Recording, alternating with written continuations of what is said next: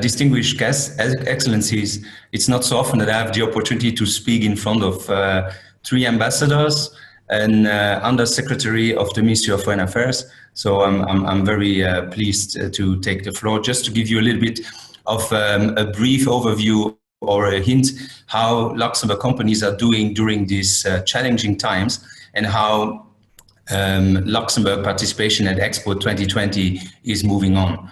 Allow me first to give you just a very brief overview what the LTIO is. It's part of the external network of the Ministry of the Economy of Luxembourg.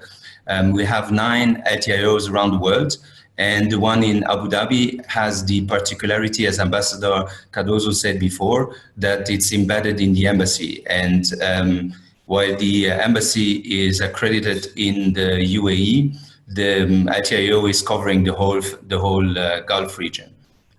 So the LTIO's work is on one side to promote investment and business and companies to Luxembourg, to attract them to Luxembourg. But on the other side is also to help and to support Luxembourg companies to develop their presence, their businesses, their contact, their relations in the UAE. That being said, concerning the challenges of the Luxembourg companies and the impact of the actual pandemic, we did a survey in May with all the Luxembourg companies, or almost all the Luxembourg companies present in the UAE.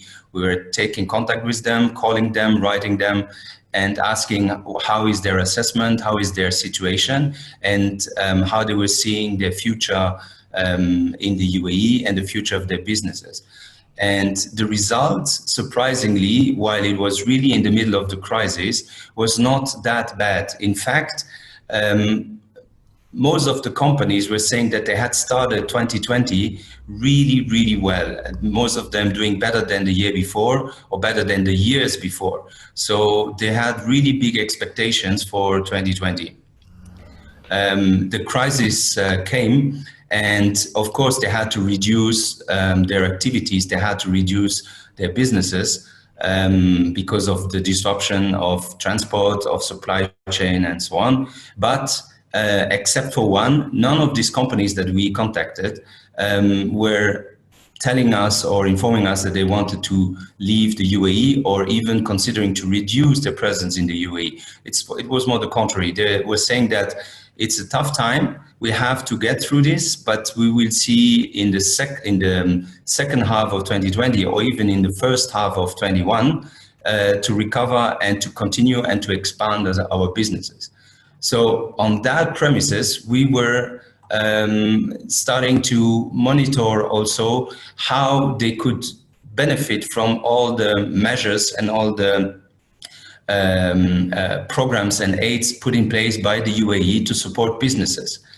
The situation before the pandemic was already quite, I will not say difficult, but also challenging in the way that elements were already impacting their businesses.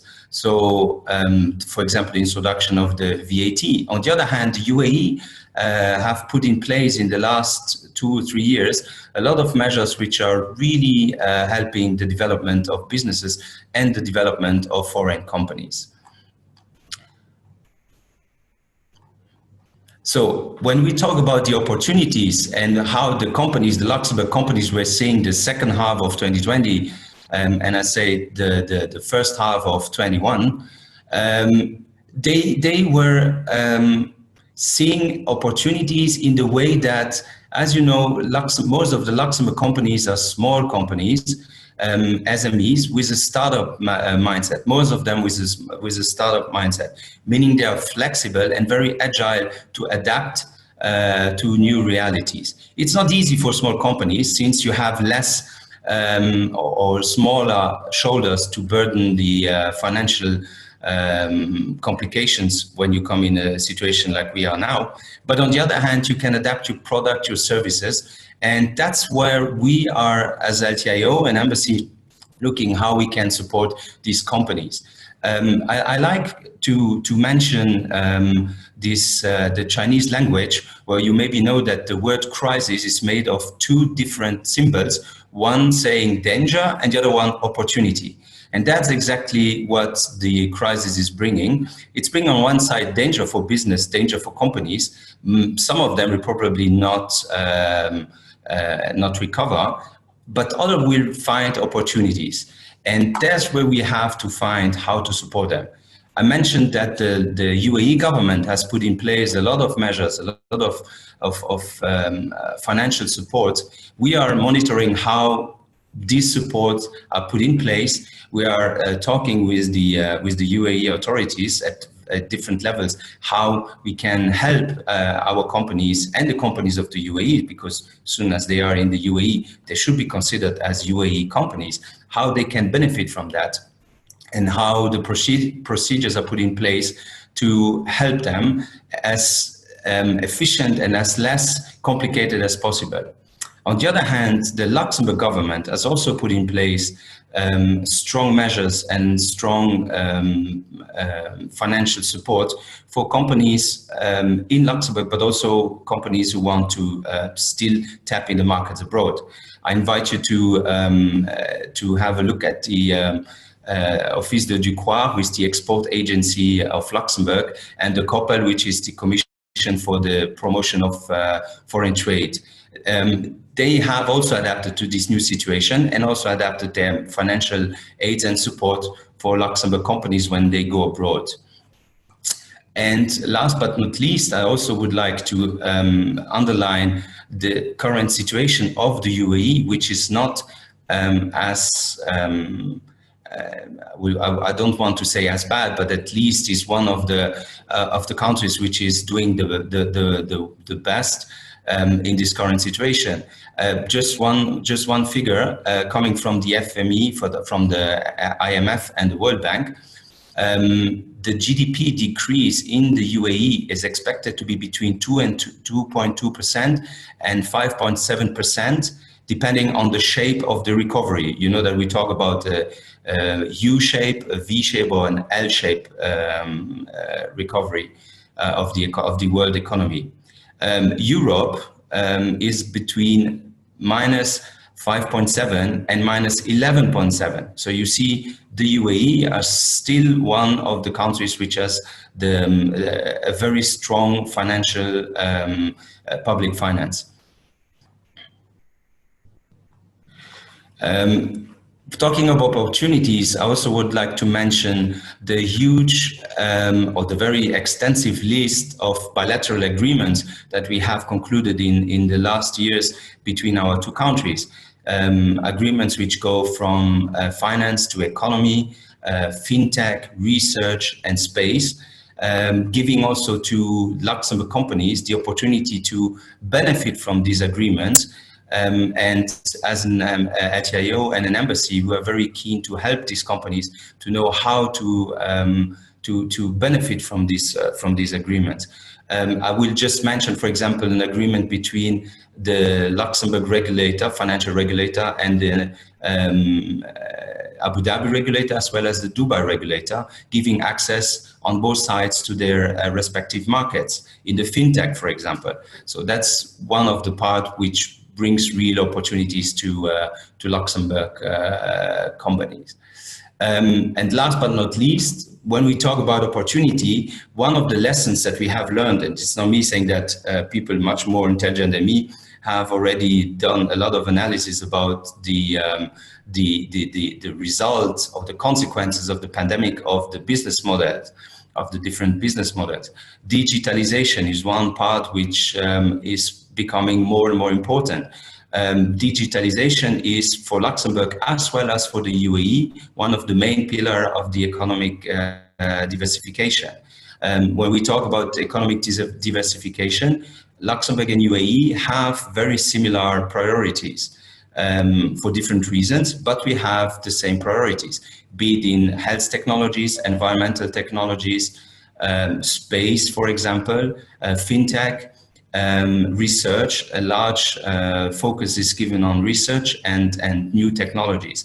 So in Luxembourg, we speak about technology or technology-driven economy or science-driven economy or education-driven economy. In the UAE, we speak about the same. So we have synergies and we have many common points where companies from Luxembourg can benefit in the UAE, but also on the other side, companies from the UAE can benefit from the Luxembourg market. And one last point, which I find very interesting that I have read and also heard from Luxembourg industrial companies, is because of the pandemic, the transport have been disrupted, but also the productions all around the world have been disrupted to a more or less large point. And it brings the companies also to rethink their supply chain.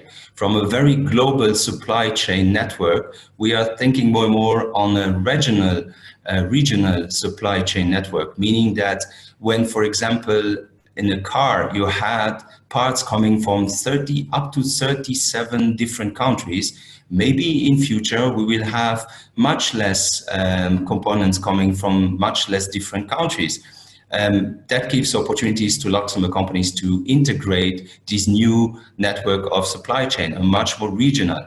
That's how we are also supporting Luxembourg companies when they set up their presence in the UAE. We encourage them to set up a presence in the UAE to benefit from the UAE platform, industrial platform, but also the platform, regional platform for the Gulf region and the MENA region, and as I would say before, even the Africa continent.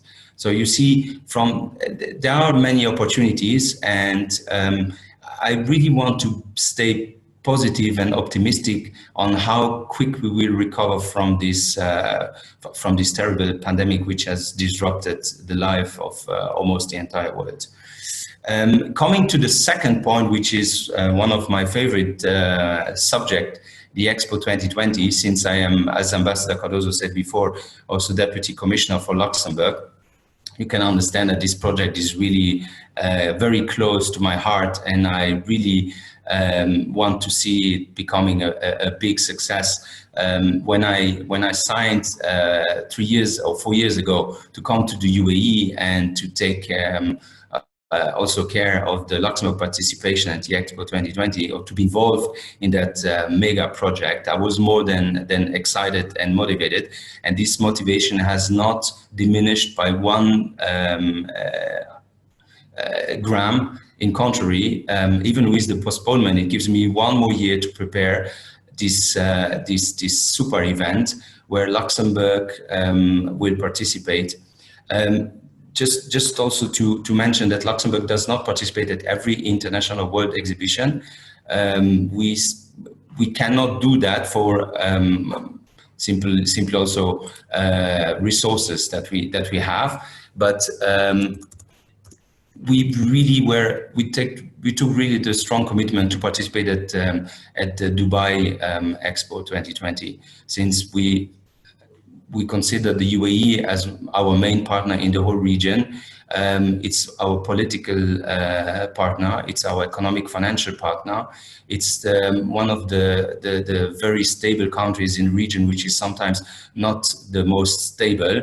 So we had to participate at the Expo. And I had the luck and to participate at the Expo 2010 in Shanghai, where the Luxembourg Pavilion was a huge success in terms of visitors, also in terms of fame and of reputation, but also the KPIs after the Expo were quite high, since we noticed a huge increase in visitors, but also in investments to Luxembourg 1-2 years after the Expo in Shanghai. So the KPIs for this Expo was already quite high, but we are definitely motivated to do it even better. So the participation in the Expo itself will be a success. I have no doubt in that. But we have also a very ambitious program together with many stakeholders, and one of them being the Chamber of Commerce of Luxembourg, which has put in place also a very ambitious and strong program to help Luxembourg companies to benefit from our participation at the Expo 2020.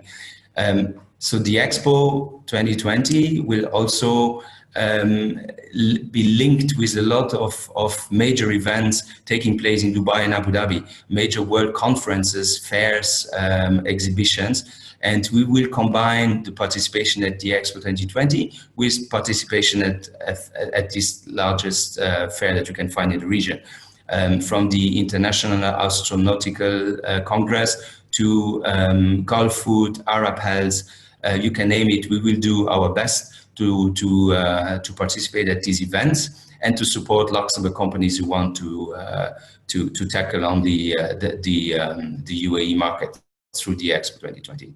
So that's in a nutshell how I see the future in the coming 6 to 12 months. Let me just reiterate that the LTIO, but also the embassy, is at the disposal of Luxembourg companies, but also at the disposal of UAE companies, businesses, and economic actors who want to know more or want to have an interest in Luxembourg. And I also take this opportunity to thank the Chamber of Commerce and also the Arab-Belgian-Luxembourg Chamber of Commerce for setting up this very interesting webinar. I stay, of course, at your disposal for any question. Thank you very much.